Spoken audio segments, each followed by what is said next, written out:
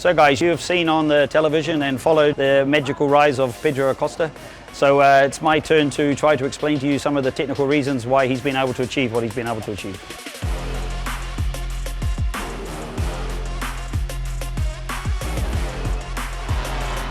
The rookie passes the 8 times world champion. Absolutely incredible. Pedro Acosta is about to lead a lap of MotoGP for the first time.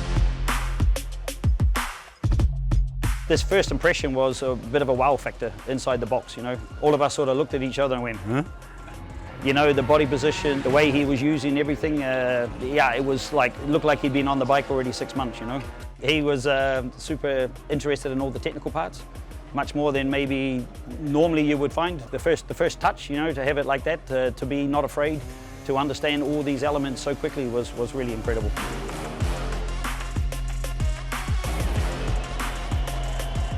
I would say he's quite fussy in the sense of where we put everything because he's moving a lot. So he uses his body in many different ways. For him, it's really important that all the controls are, depending on the track, are in the right place, that he can feel everything and become natural. It wasn't difficult for the position on the bike, but the fact of having the freedom to do all the things he wants to do, this was the part that we had to concentrate a little bit on. So I think we haven't developed a certain style. Every time he jumps on the bike, he's doing something better. I haven't seen the limit yet, you know. Whoa, what a save already. Look at that big dark line and that Michelin rear tyre. First of all, we need to improve my riding style and then we can start to think about the bike. Because I think we are not in my 100%, let's say, or we are not giving everything of myself. You know, there's a certain way of riding a MotoGP bike, you know. You have to use everything you've got to stop the bike. So there's a lot of understanding of what's happening before you start to brake on these bikes, you know. And the top speed, the braking performance, everything is super strong. So he's able to adjust and understand and hit his markers constantly, you know, with all these different elements going around. And it's still the secret of being great, I guess, or being good.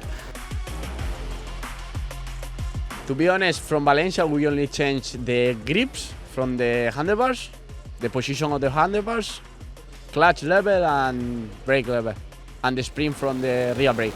To be honest, because of his growth rate and because of how much he's still improving, we've really not touched the bike so much, you know. We looked where everybody was at the beginning in Valencia. We made an average of everything and said, okay, here's a good starting point, let's go there. And then the base package is we just try to keep the balance in a neutral way. So I think we've been able to keep a very solid base and he's been able to learn the bike in a trustworthy way and understand the limits. Don't stop, keep the beat rocking. Don't stop, keep the beat rocking. The data is probably teaching us more than it's teaching him, but we use those data from all the guys, like everybody else does, that has these bikes that you say, okay, why is this guy faster here? There's no certain things that we have to look for on the data that say, okay, this is Pedro, we've got the bike sorted, because every time I put him on the bike, he does something different again.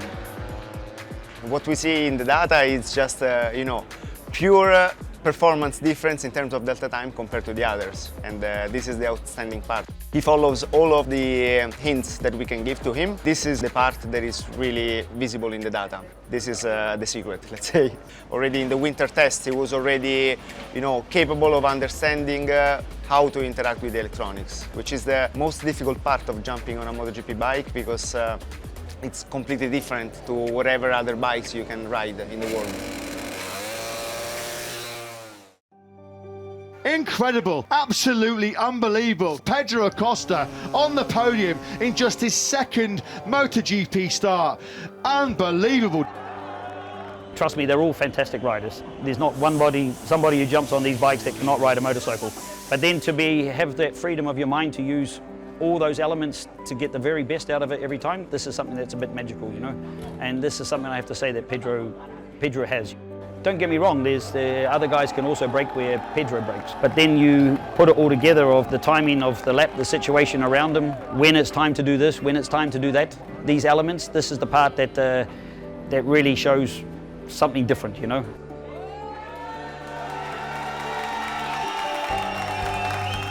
Working with him or seeing what he's able to achieve, I think is the mystery of the universe, you know. You get one of these guys that come around maybe every 10, 15 years that reset the level somewhere, you know. Trust me, the way the boy works and the effort he's putting in, the sky's the limit.